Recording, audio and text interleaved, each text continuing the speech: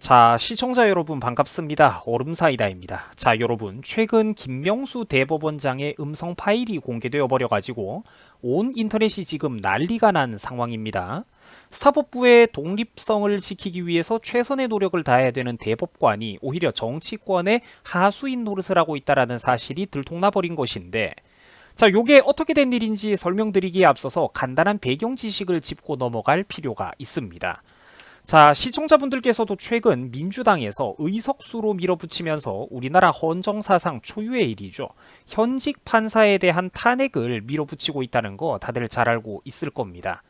자, 그런데 이게 조금만 상식 있는 분들이라면 아시겠지만 굉장히 위험한 상황이라는 거죠.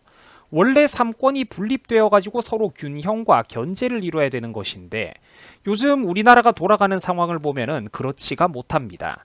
정부와 국회 권력이 하나가 되어가지고 사실상 사법부를 자기들의 입맛대로 압박하고 개조하기 위해 칼을 들이대고 겁박하는 형국이라는 것입니다.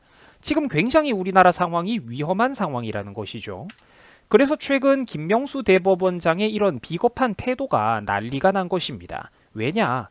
아무리 이 정부의 은혜를 받은 사람이라고는 하지만 명색이 사법부의 수장인 대법원장이라는 사람이 사법부의 독립성과 존엄을 지키기는커녕 정치권의 눈치나 보고 다녔다라는 사실이 최근 들통나 버렸기 때문이에요. 이 김명수 씨가 최근에 뭐라고 했냐면, 내가 요즘 논란이 되고 있는 그 판사의 사표를 수리해버리면은 정치권에서는 더 이상 그 법관에 대한 탄핵 얘기를 못 꺼내지 않느냐라는 발언을 해버린 겁니다. 사법부를 위하는 게 아니라 이 사람은 대놓고 권력, 정치권의 눈치를 보고 있는 거죠. 여기서도 한번 보세요. 내가 사표를 수리한다고 하면 국회에서 무슨 얘기를 듣겠느냐? 이거는 지금 대놓고 대법원장이 정치권의 눈치를 보고 있다라는 뜻입니다. 김명수의 마인드를 대표적으로 보여주는 발언이라는 것입니다. 대놓고 정치 판사질을 하고 있는 거죠. 같이 사법부에서 일하는 다른 판사들의 명예나 인권을 보호해주는 것 따위는 안중에도 없다라는 것입니다. 자, 이렇다 보니까 야당에서도 최근 이와 같은 일련의 흐름들에 대해서 비판의 목소리가 나오고 있는 상황입니다. 자, 탄핵에 대한 요건 확인이나 본인에게 어떤 얘기를 들어보지도 않고 곧바로 현직 판사에 대한 탄핵을 국회가 의석수로 밀어붙여가지고 결정해버리는 것은 탄핵 제도의 남용이자 우리나라 법관들 전체에 대한 겁박이라고밖에 볼 수가 없다라고 이제 얘기를 한 겁니다. 자, 특히 사법부의 독립성을 지켜야 되는 그런 대법원장이 오히려 국회와 정치권의 신여 노릇을 자처하면서 스스로 눈치를 살피고 권력의 하수인이 되고, 그래도 같은 사법부 소속인 부하 법관의 목숨을 권력에 아부하기 위해서 제물로 갖다 바치고 있다는 것입니다. 이거 여러분들 정말로 심각한 상황입니다. 정말로 심각한 상황이에요. 지금 대한민국에서 벌어지고 있는 일들은 몇 년 전까지만 하더라도 상상조차 하기 힘들었던 어마어마한 일들입니다.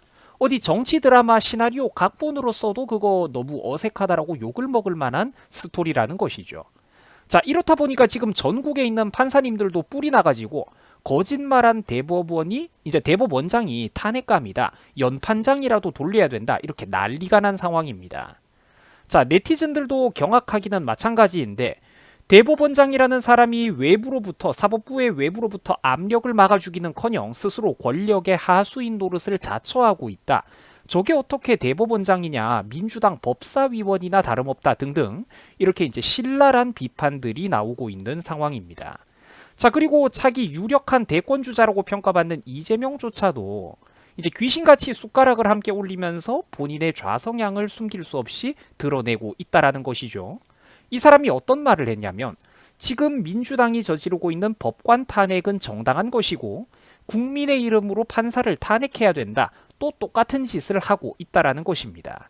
자, 시청자 여러분, 제가 이래가지고 사람들을 조심해야 된다라고 했던 거예요. 우리 국민의 대표를 뽑는 거는 굉장히 신중에 신중을 거듭해야 됩니다. 지금 우리나라의 이러한 군중 독재, 여론 독재, 이거 굉장히 위험하다라는 것이죠. 국민들이 어떤 가치 중립적인 판단에서 정치권을 객관적으로 바라보는 게 아니라 이미 국민들이 하나의 팬클럽화, 사당화가 이루어져서 국민 절반 가까이가 거의 일개 정당의 사적인 팬클럽, 당원 노릇을 하고 있다는 것입니다. 이거 굉장히 지금 위험한 방향입니다. 법치가 무너지고 삼권 분립이 무너지고 있는 상황입니다. 지금 우리나라의 방향성이라는 게 매우 위험한 방향으로 흘러가고 있다라는 것이죠. 사법부의 존엄성을 지키고 독립성을 수호해도 모자란 대법원장이 이제는 대놓고 정치권과 국회 권력의 시녀 노릇, 하수인 노릇을 하고 있습니다. 여러분, 지금 우리 대한민국의 상황이 정말로 장난이 아닙니다. 아는 만큼 보인다는 게 바로 이런 사건을 두고 하는 얘기겠죠. 또한 현직에 있는 판사님들도 이제는 정말로 나이브한 생각을 버려야 됩니다. 순진한 생각에서 벗어나셔야 된다라는 거죠. 쟤네들은 장난이 아닌 사람들이기 때문입니다. 판사도 사실은 한 개인, 인간이기 때문에 학창시절의 성장 환경 속에서 매스미디어로부터 자연스럽게 주입받아왔던 어떤 상투적인 이미지들을 벗어나기는 어려울 것입니다. 그러나 점점 더 국회와 행정부가 하나로 똘똘 뭉쳐가지고 권력이 비대해지고 있는 이런 현실을 보십시오.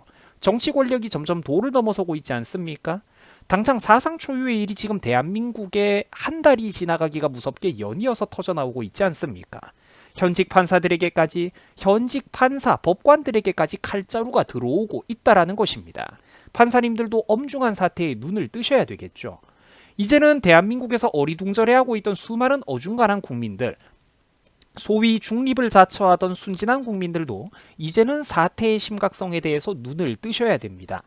지금 우리 대한민국은 기본적인 자유민주주의, 자본주의 국가로서의 정체성과 체제의 존립 자체가 위협받고 있는 상황입니다. 자, 여러분들 수고하셨습니다. 시청해 주셔가지고 고맙습니다.